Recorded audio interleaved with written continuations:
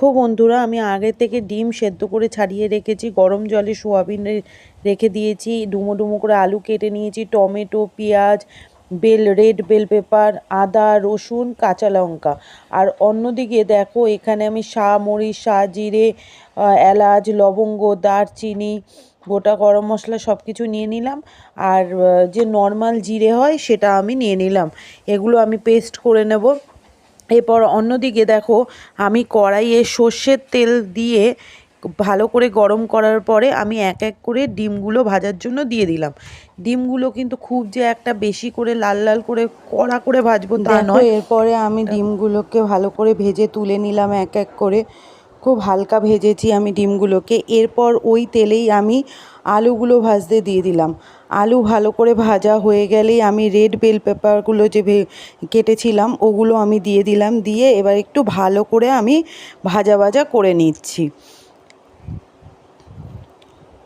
ভালো করে ভেজে রাখার পরে আগে থেকে যে সেদ্ধ করে রাখা আমার সোয়াবিনটা ছিল, সেই সোয়াবিনগুলো আমি এক এক করে দিয়ে দিলাম।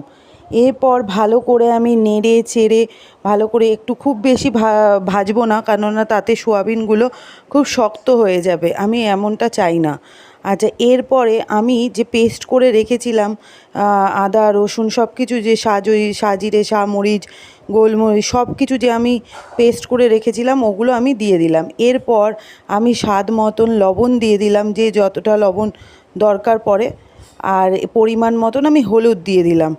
এরপর স্বাদ মতন আমি একটু মিষ্টি দিয়ে দিলাম।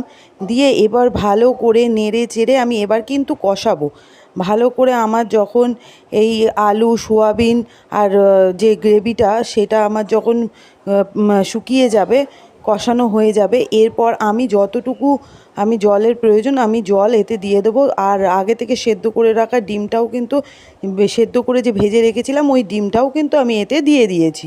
দেখো, আমার আলু সোয়াবিন ডিমের তরকারিটা কিন্তু রেডি হয়ে গেছে। খেতে খুবই সুন্দর, তোমরাও বাড়িতে করে খেও। আর ক্যাপসিকামটা দিয়েছি বলে এর টেস্টটা আর একটু সুন্দর হয়ে উঠেছে। দেখো, আমার রান্না কমপ্লিট, তোমরা পাশে থেকো।